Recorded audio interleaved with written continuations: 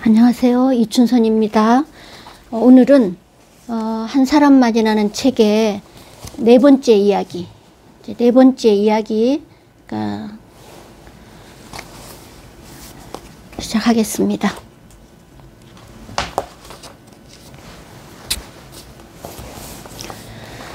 얼마 전에 명동에 나갔는데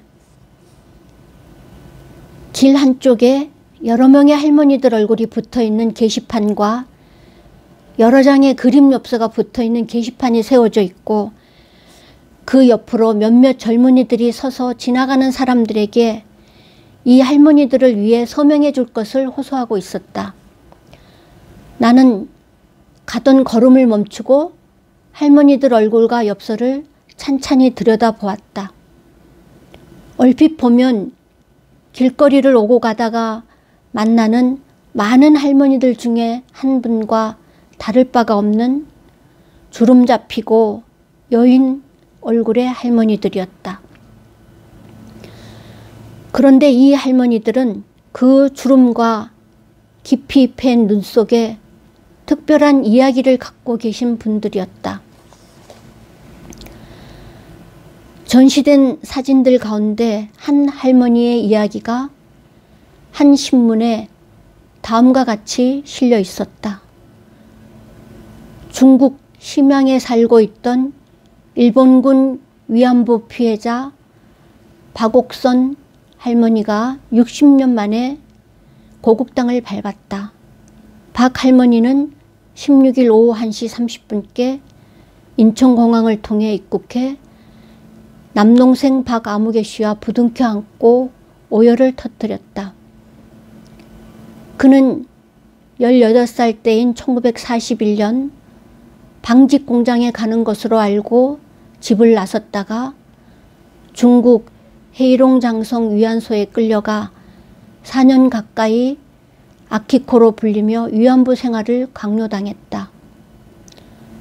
박 할머니는 휴일이면 문 앞에 서서 재촉하는 병사들을 상대하다 죽을 생각도 여러 번 했지만 차마 죽지 못하고 살아남았다며, 그 모든 이야기가 수치스러워 그동안 아무에게도 말을 하지 않았지만 이제 늙고 병들어 입을 열게 되었다고 울먹였다. 1945년 소련군이 들어오자 일본군 무리에 섞여 산중을 헤매던 박 할머니는 밥을 얻어 먹으러 내려간 마을에 정착했고 15살 연상의 조선족 동포와 결혼해 슬하에 2남 1녀를 두었다. 일본군 위안부였던 할머니들 중 몇 분은 매주 수요일 서울 시내 한복판에 자리 잡고 있는 일본 대사관 앞에서 시위를 하신다. 이미 지금은 1600회를 넘게 행해진 이 시위는 일본 정부는 일본 군인들이 당시 종군 위안부였던 할머니들에게 저질렀던 육체적, 정신적 피해와 아픔에 대해 잘못했다고 정중하게 그리고 공식적으로 사과하라는 것이었다. 종군 위안부란 제2차 세계대전을 일으킨 나라 중 하나인 일본이 군인들의 사기를 북돋우기 위해 주로 한국에서 그리고 중국과 필리핀 등지에서 14~15살에서 여섯 먹은 어린 소녀로부터 22~23의 젊은 여성들을 강제로 끌고 가거나 또는 좋은 일자리를 준다고 속이고 데리고 가서 일본 군인들의 위안부로 희생시킨 사람들을 말한다. 이 할머니들은 본인의 의사와는 상관없이 일본 군인들이 여자들과 성관계를 하고 싶어하는 욕구를 강제에 의해 채워주어야만 했었다. 한 위안부 할머니의 말에 의하면 하루 70여 명의 일본 군인들에게 자신의 몸을 주지 않으면 심한 매질 또는 담뱃불로 지짐을 당해야 했다고 한다. 위안부로 잡혀온 여인들 대부분은 성병 또는 다른 질병이나 학대 등으로 죽었다고 한다. 아무도 모르는 곳에서 쉴 새 없이 덤벼드는 일본군들에게 성폭행을 당하며 하루 종일 시달려야만 했던 위안부 할머니들. 이 할머니들은 살아있으나 죽은 것과 마찬가지인 삶을 사셨다. 그 시간이 얼마나 고통스럽고 힘들었을까. 이 억울한 일을 어디에 누구에게 호소해야 할까. 일본의 잘못을 어떻게 벌해야 할까. 이 할머니들에게는 자신들이 당했던 너무나 큰 마음의 상처와 고통과 육체적 피해를 오랫동안 침묵하여 왔는데, 진실을 밝혀 더 이상 이런 일이 이 땅 위에 일어나지 않도록 하기 위해 할머니들은 용기를 내서 외치기 시작했던 것이다. 오늘도 일본 대사관 앞에서 일본은 사죄하라고 외쳐대는 할머니들의 마음의 상처는 얼마나 아플까. 일본이 공식적으로 잘못했다고 사죄를 하는 날이 오기를 손꼽아 기다리다 많은 할머니들께서는 세상을 떠나시고 계시다.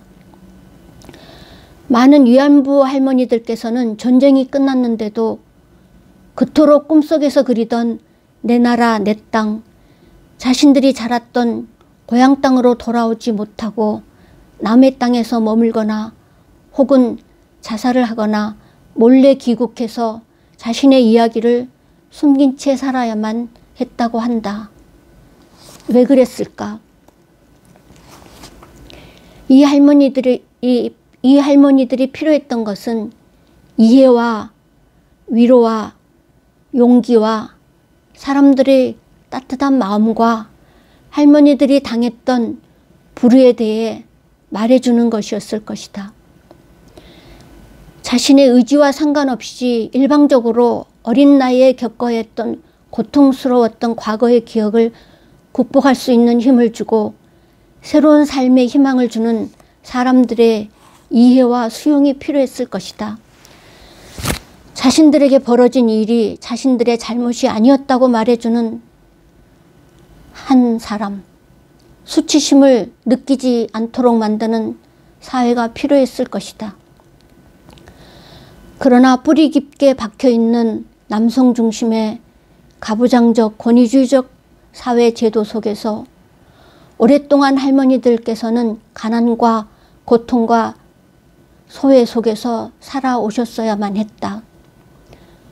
그런데 그때 일본 군인들이나 오늘날 성폭행을 전쟁의 또 다른 부족을 없애기 위한 무기로 사용하는 남성들의 경우처럼 이미 수천 년 전 이스라엘 역사 초기인 사사시대에도 남성들의 행포와 성폭행은 심했다. 지금이나 그때나 일부 남성들이 여성들에게 휘두르는 폭력은 똑같았던 것 같다. 성경에 보면 한 레위 사람이 친정집에 가 있던 그의 부인을 데리고 길을 떠나 집으로 돌아가던 중 날이 저물어 기브아라는 마을에 묵어가게 되었다는 이야기가 있다.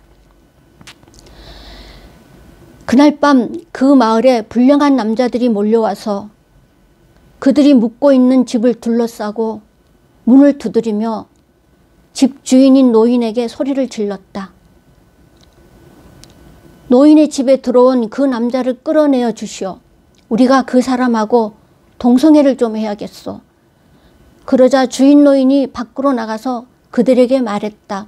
여보시오 젊은이들, 제발 이러지 마시오. 이 사람은 우리 집에 온 손님이니 그에게 악한 일을 하지 마시오. 제발 이런 수치스러운 일을 하지 마시오. 여기 처녀인 내 딸과 그 사람의 부인을 내가 끌어다 내어 줄 테니 그들을 데리고 가서 당신들 좋을 대로 하시오. 그러나 이 남자에게만은 그런 수치스러운 일을 하지 마시오. 그러나 그 불량배들은 그 노인의 말을 들으려 하지 않았다. 그때 그 레위 사람이 자기 부인을 밖으로 내보내어 그 남자들에게 주었다. 그러자 남자들이 밤새도록 그 여자를 돌아가면서 성폭행한 뒤에 새벽에 동이 틀 때야 놓아주었다. 그 여자의 남편이 아침에 일어나서 그 집의 문을 열고 떠나려고 나와보니 자기 부인인 그 여자가 두 팔로 문지방을 잡고 문간에 쓰러져 있었다.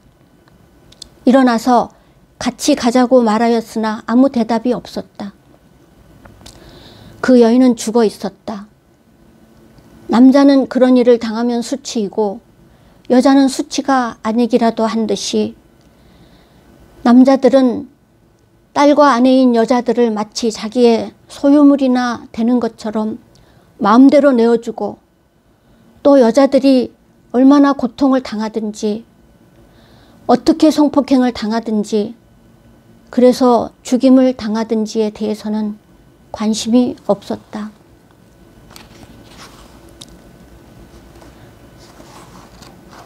그 여인에게 이런 일이 벌어지는 동안 하나님은 어디에 계셨을까? 하나님도 아마 그 자리에서 함께 고통을 당하셨을 것이다. 위안부로 고통당하신 우리 할머니들의 고통을 하나님도 함께 당하셨을 것이다.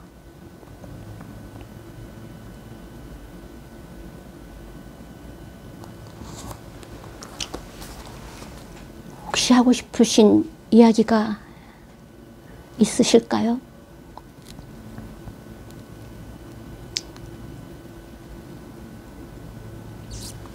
오늘 네 번째 이야기는 여기서 끝내겠습니다.